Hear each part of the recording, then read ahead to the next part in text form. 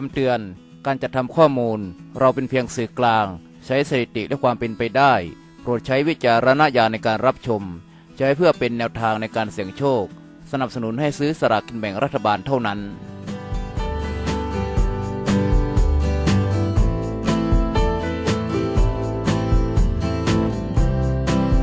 สวัสดีครับเพื่อนๆท่านผู้ชมที่รักทุกท่านครับยินดีต้อนรับสู่เด็ดชาแนล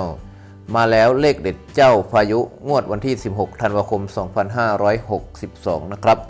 หรือเลขเด็ดคุณวุฒินันท์สอนศรีนะครับซึ่งคุณวุฒินันท์สอนศรีหรือว่าเจ้าพายุนี่นะครับก็ได้โพสต์ภาพพร้อมทั้งระบุข้อความเป็นเลขเด็ดอยู่บ่อยครั้งนะครับซึ่งก็มีแฟนคลับติดตามกันเป็นจำนวนมากนะครับท่านผู้ชมเราไปดูครับงวดวันที่16ธันวาคม2562คุณวุฒินันท์สอนศรีก็ได้โพสต์ภาพและระบุข้อความว่าสู้ต่อไปและรู้สึกมีความหวังนะครับ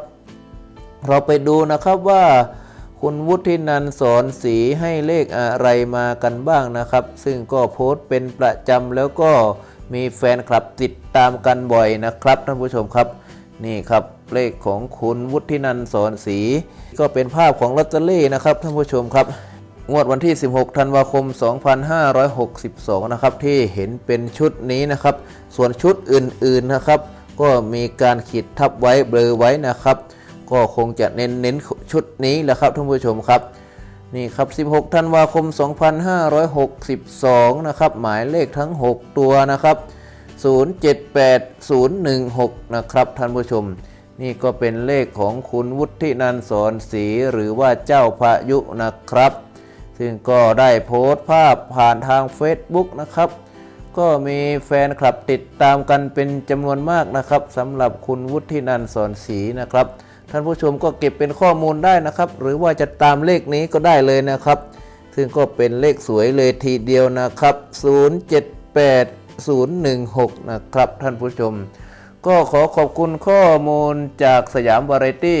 และขอขอบคุณภาพจากคุณวุฒินันท์สอนศรีนะครับและก็ขอขอบคุณท่านผู้ชมที่ติดตามรับชมทุกท่านนะครับ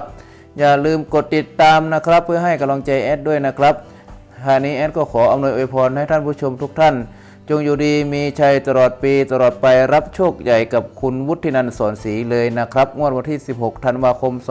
2562ที่จะถึงนี้นะครับอย่าลืมกดกระดิ่งด้วยนะครับเพื่อจะไม่พลาดคลิปดีๆต่อไปรักทุกท่านครับขอบคุณครับ